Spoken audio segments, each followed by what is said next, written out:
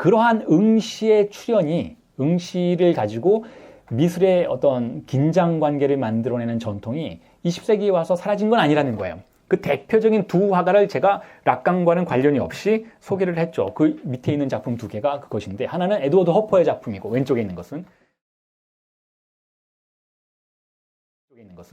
오른쪽에 있는 것은 신디 셔먼의 작품이에요. 신디 셔먼의 작품은 제가 락강 미술관의 유령들이라는 책을 통해서 아주 집중적으로 설명을 해 놓은 부분이긴 한데 응시의 기능을 설명하기 위해서 자, 두 작품은 전형적으로 어떻게 응시라는 기능이 미술이라는 것의 역사, 미술 실천의 역사 속에서 다양한 방식으로 다시 변주되고 있는지를 보여주는 대표적인 작업들이라고 볼 수가 있어요. 자, 왼쪽부터 설명을 드릴게요. 왼쪽은 우리가 크게 사실은 에드워드 호퍼에 대해서 뭐랄까요? 일종의 어떤 팝아트의 영역이나 혹은 그보다 더 못한 좀 수준 낮은 영역에서 폄훼하는 경향이 없지 않아 있는데 비평가 사이에서는 근데 저는 그렇게 폄훼할 수준의 작품은 아니라고 생각을 해요. 이 에드워드 호퍼의 작품 속에서 우리가 느낄 수 있게 하는 가장 강력한 것은 락강적인 관점에서 본다면 응시라고 볼 수가 있는 것이니까 에드워드 호퍼가 우리에게 알려준 것은 이거예요. 디테일을 지우면 응시가 드러난다는 거예요. 다시 말해서 이미지를 폐허로 만들면 이미지를 지우면 응시가 드러난다는 것이죠. 이거 밤새는 사람들이라는 작품이잖아요. 근데 에드워드 호퍼의 작품이 대체로 그렇듯이 원경에서 개성이 없는 인물들이 대체로 무엇을 하고 있는지 모르는 그러한 이미지를 만들어내요.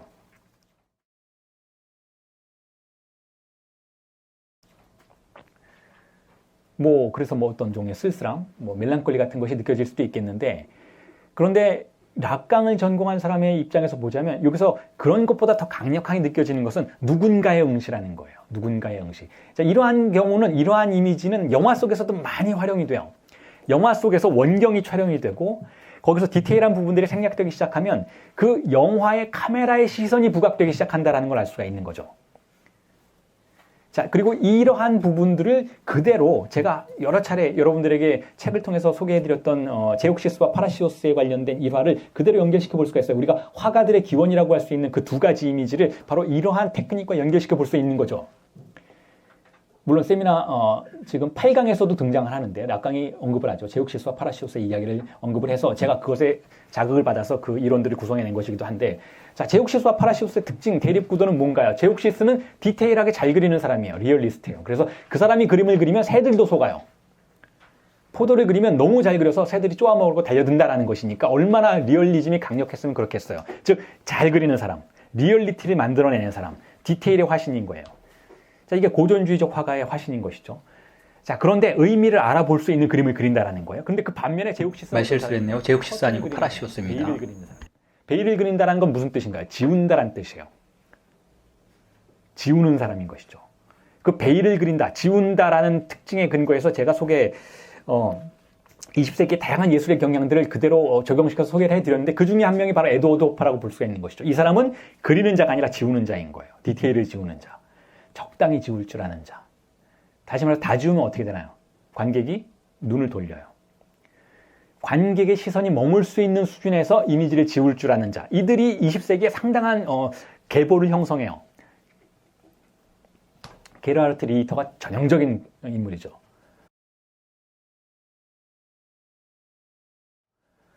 독일의 그 리히터라는 사람은 그림을 지워요. 사진을 찍어놓고 그 사진 위에 물감을 짓이가서 지우는, 근데 매혹적인 방식으로 지워서 관객이 여전히 그 이미지에 눈길을 줄 수 있도록 만드는 그러한 사람인데 전형적으로 파라시오스의 후예라고 볼 수가 있는 거죠. 지우는 자들의 세계가 우리에게 가져다주는 강력한 정동은 회화의 영역에서는 응시라는 거예요. 지우면 응시가 등장한다는 거죠. 그래서 제가 그걸 설명하기 위해서 여러분 눈 감아보라 라고 말씀을 드렸잖아요. 눈 감으면 누군가가 우리를 응시하는 느낌을 갖게 된다는 것인데 눈 감는다라는 건 시각에 커튼을 치는 행동인 것이니까 결국 지우는 행위라고 볼 수가 있는 것이죠. 그래서 미술의 역사 속에서는 항상 지우는 자와 그리는 자들의 투쟁이 존재했다라고 볼 수가 있어요. 고전주의의 시대에는 그리는 자들의 승리의 시대예요. 반면에 19세기 말과 20세기의 예술들은 지우는 자들의 승리의 시대라고 볼 수가 있는 것이죠. 그리고 그 중에 한 명이 바로 에드워드 호퍼예요. 자, 그런데 그렇게 지우거나 그리는 이러한 논리 속에서 이미지를 작업하지 않았음에도 불구하고 응시를 어떤 의미에서는 고야적인 의미에서 응시를 출연시킬 줄 알았고 그것만을 주제로 삼았던 자가 누구인가 하면 신디 셔먼이라는 현대미술가라고 볼 수가 있죠. 신디 셔먼은 어떤 작업을 했는가 하면 사진을 찍는 사람이에요. 사진을 찍는 사람인데 신디 셔먼의 작품의 가장 본질이기도 하고 특징인 것은 뭐냐면 자기가 셔터를 눌러요.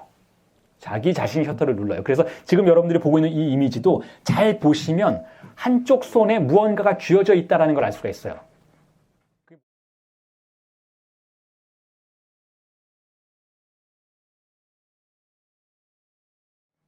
그게 뭐냐면 셔터예요.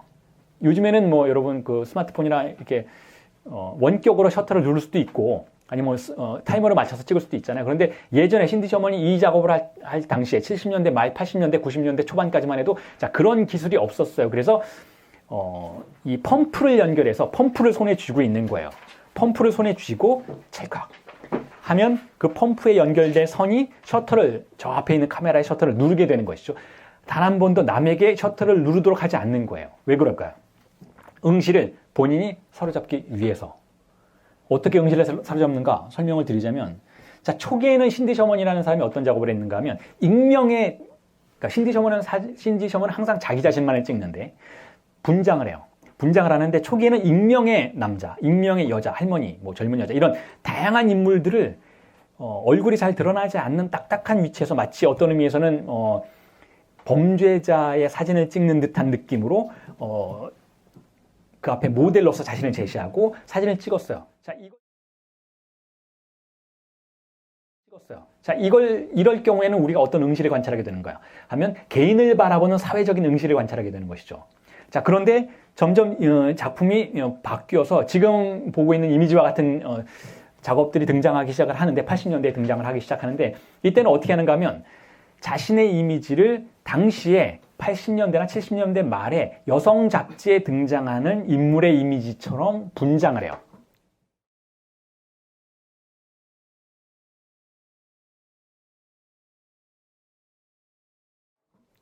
그러니까 여성 배우 혹은 광고에 등장하는 여성 뭐 이런 이미지로 분장을 하고 그걸 찍는 것이죠. 자, 그런데 그 여성지를 바라보는 시선은 누구의 시선인가요? 일반적으로. 여성지는 누가 보나요, 여러분? 여자가 보죠. 여성지는 여자가 보라고 만들잖아요. 물론 남자들도 뭐 예를 들어서 뭐 머리 자르러 가면 여성지들이 꽂혀 있으면 볼 수도 있겠지만 남자들이 그걸 가지고 다니면서 보지는 않잖아요. 물론 거기에 취미가 있는 분도 있을 수 있겠지만 일반적으로는 여성들을 위해서 만들어요. 근데 엄밀한 의미에서 여성이 보는 게 아니죠. 자, 여러분, 제가 이거 설명하기 위해서 이렇게 항상 예를 드는데 여성은 뭐 요즘엔 남자도 화장을 하지만 여자들이 대체로 화장을 많이 하는데 누구를 위해서 화장을 해요? 나는 내 만족을 위해서 해 라고 물론 말할 수 있는 부분도 있겠지만 여성이 화장을 하는 이유는 거울 앞에 서는 이유는 거울 뒤에 있는 남성의 시선을 위해서라는 거예요. 왜냐하면 여성의 욕망은 뭐예요? 아버지의 욕망이니까. 아이가 자신의 욕망을 여자아이가 자신의 욕망을 학습당할 때는 누굴 관찰한다고 했나요? 어머니를 관찰해요. 어머니의 무엇을 관찰하나요? 어머니가 아버지로부터 혹은 다른 남자로부터 무엇을 어떻게 받는지를 관찰하는 방식으로 자신의 욕망을 구성해낸다고 말씀을 드렸잖아요. 자, 그런 의미에서 여성의 욕망은 전형적으로 남성에 연결되어 있어요. 그걸 보고 우리가 성욕이라고 부르는 거예요. 그래서 거울을 보고 누군가가 자신을 치장을 한다면 본인은 의식적으로는 전혀 그렇지 않게 생각할 수는 있겠지만 그렇게 생각할 수 있잖아요. 의식적으로는 요즘에 어떤 세상인데 요즘에 세상이 바뀌었는데 내가 누굴 위해서 화장을 해? 나는 나를 위해서 화장을 할 거라고 의식적으로는 페미니즘적인 사고를 갖고 있겠지만 학습당한 무의식은 자유롭지 못하다는 거예요. 학습당한 무의식의 반대편은 여전히 남성의 응시가 있다는 거죠.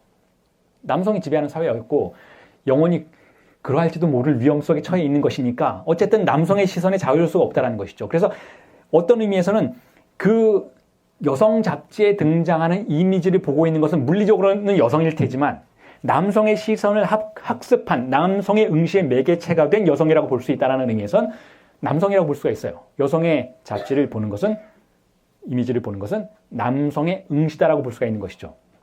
그 남성의 응시의 대상이 되고자 하는 거예요. 신디 셔먼은. 즉 남성의 응시를 불러내려고 하는 것이죠. 자, 이렇게 사진을 찍는 행위 자체가 이미 남성의 응시를 불러내는 거예요. 남성의 응시를. 남자의 응시를 불러내는 행동인 것이죠. 물론 눈앞에 있는 어떤 특정한 남성의 응시라기보다는 보다 추상적인 남성의 응시를 환기시키는, 아버지의 응시를 환기시키는 행동이라고 볼 수가 있겠죠. 그런데 중요한 건 그것보다 그 신디 셔먼의 뭐랄까 재치, 위트 혹은 작품의 거의 위대함이라고까지 볼 수 있는 것은 셔터를 놓지 않는다는 거, 본인이. 너의 응시가 포착되는 순간을 내가 관리한다는 거예요. 그러니까 상당히 웅변적인 행동이라는 것이죠. 너의 응시가 지금 이 이미지 안으로 들어오는 순간을 내가 사로잡았다. 내가 잡았다라는 거예요. 자, 이걸 보여주려고 한다는 것이죠. 물론 그것조차 덧없는 의미라고는 할 수 있겠지만 어쨌든 그게 신디 셔먼의 포지션인 거예요. 나는 바라보아지는 존재이지만 바라보는 너도 자유롭지 않다라는 것을 어떤 의미에선 드러내고 있는 그런 작품이라고 볼 수가 있는 것이니까, 자, 이 작품은 옆에 있는 에드워드 호퍼의 작품보다는 보다 정교한 작품인 거예요. 보다 정교하고 응시에 관련해서 혹은 여성성에 관련해서 보다 20세기적인 작품인 것이죠.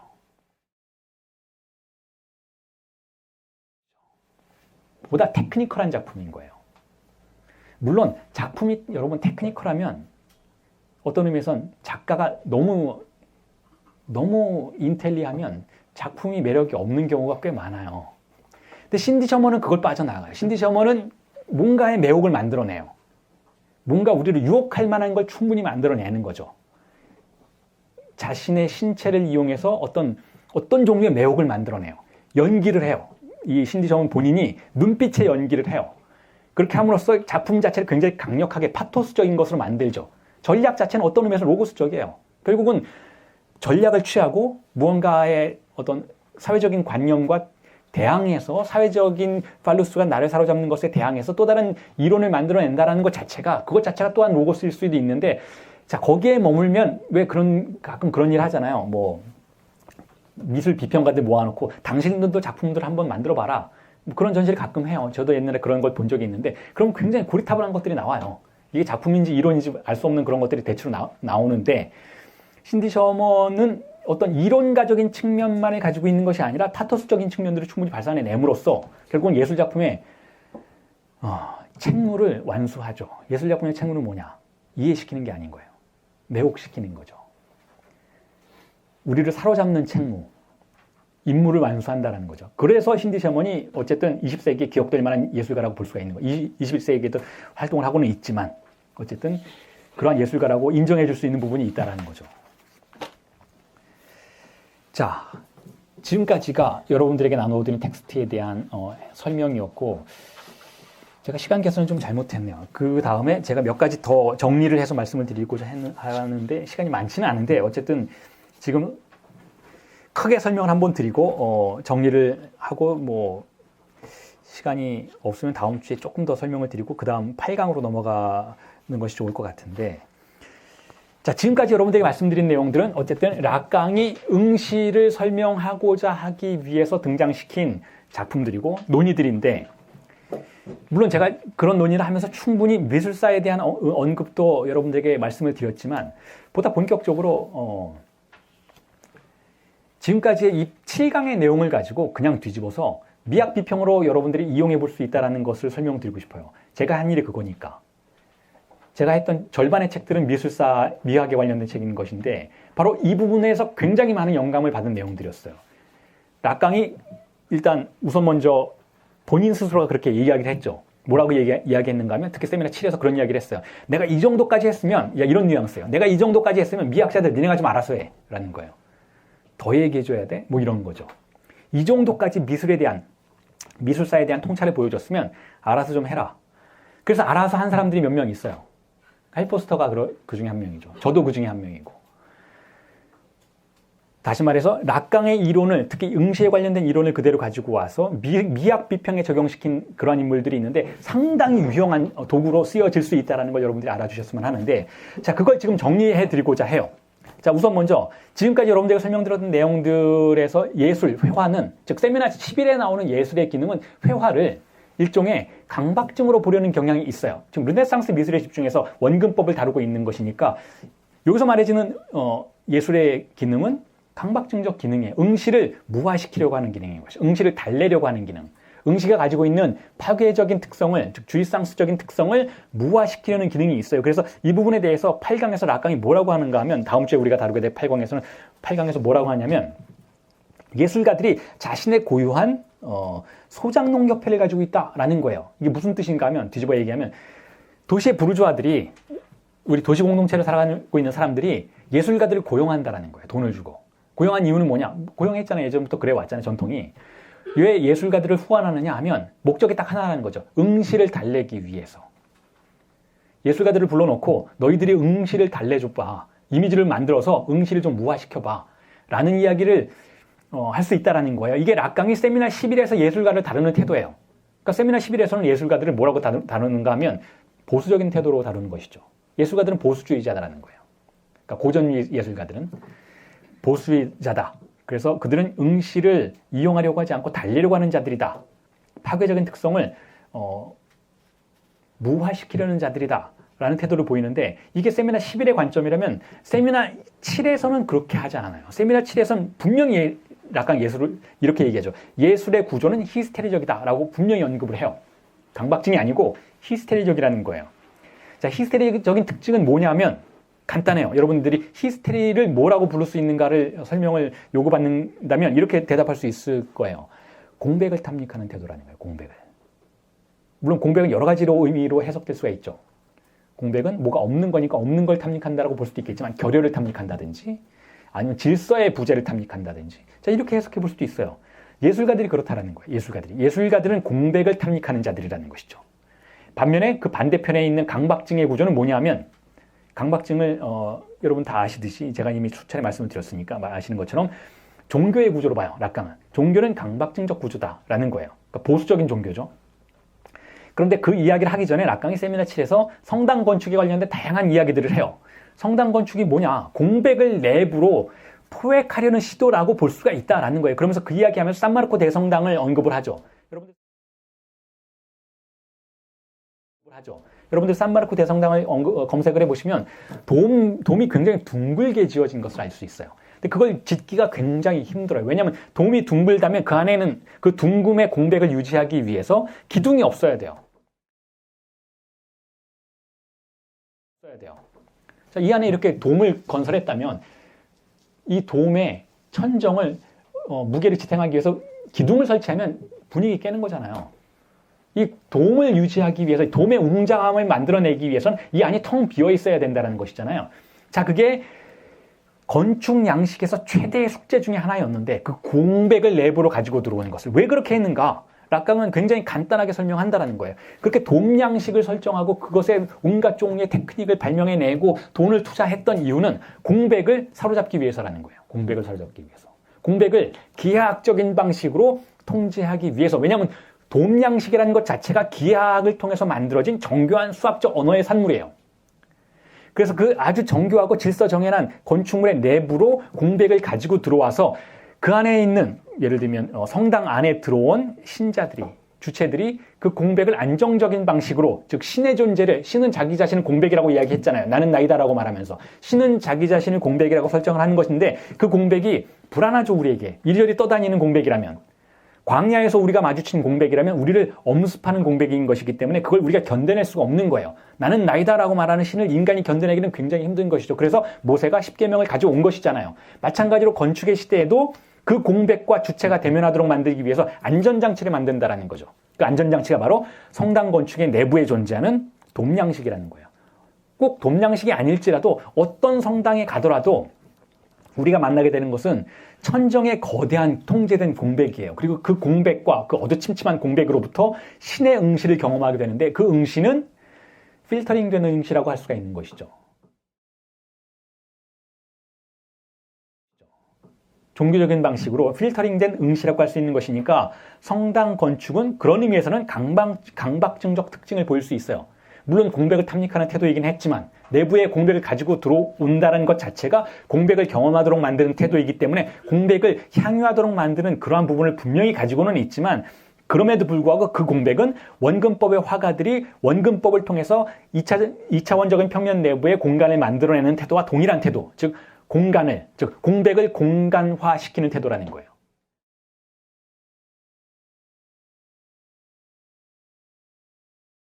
시키는 태도라는 거예요. 공백과 공간의 차이는 무언가 하면 둘 다 텅 빈 것은 맞지만 공백은 좌표가 없는 거예요. 그런데 그것을 공간으로 만들 수 있으려면 좌표화시키면 된다는 것이죠. 자, 그런 의미에서 성당 건축은 공간을 통해서 공백을 통제하는 강박증적인 구조의 산물이라고 볼 수가 있다면, 자, 그러한 구조의 반대편에는 히스테리적인 태도가 존재한다는 거예요. 히스테리적인 태도는 뭐냐 하면 그 공백을 해방하려는 태도, 공백을 그 자체로서 향유하려는 태도라는 것이죠. 그게 히스테리적인 구조의 특징이고, 그러한 예술의 구조가 예술의 본질이라는 거예요. 그러니까 지금까지 여러분들에게 설명을 드렸던 르네상스의 예술은 예술의 본질과는 조금 멀리 있는 것이죠. 공백을 가두려고 하니까 오히려 종교에 더 가까운 태도라는 거예요. 반면에 20세기의 예술은 뭔가요? 공백을 해방하려고 해요. 공백을 탐닉하려고 해요. 그래서 20세기 예술 혹은 20세기의 예술이 전시된 장소에 가면 우리는 어디서나 공백을 만날 수 있게 돼요. 어디서나 결여를 만날 수 있게 되죠. 그게 다양한 형태의 유형화된 다양성이기는 하지만, 예를 들어서 어떤 작품은 의미의 공백이에요.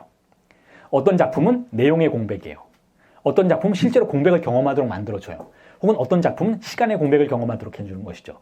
다양한 방식으로 공백을 경험하도록 만드는 것. 자, 이게 20세기 예술의 히스테리적인 구조라고 볼 수가 있다면, 자, 그런 의미에서 20세기 예술이 제가 주장하는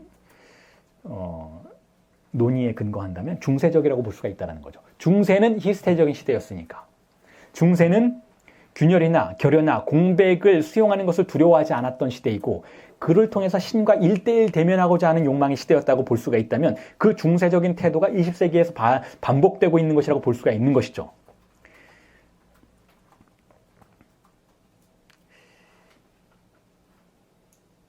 그 대표적인 작가가 여러분 데이비드 호크니아와 같은 작가. 데이비드 호크니아의 작품을 보면 뭐가 느껴지시나요? 얇음, 깊이의 부재가 느껴져요.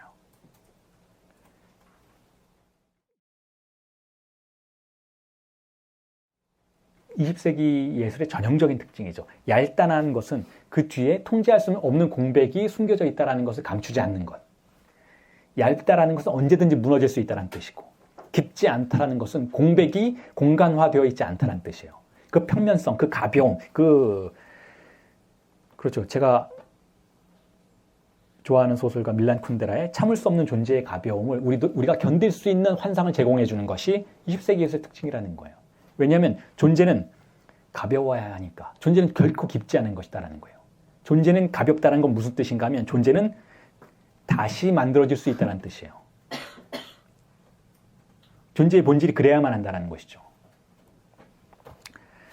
자, 나머지 부분은 다음 주에 하기로 하고, 오늘은 여기서 정리를 하고 질문을 받도록 하겠습니다.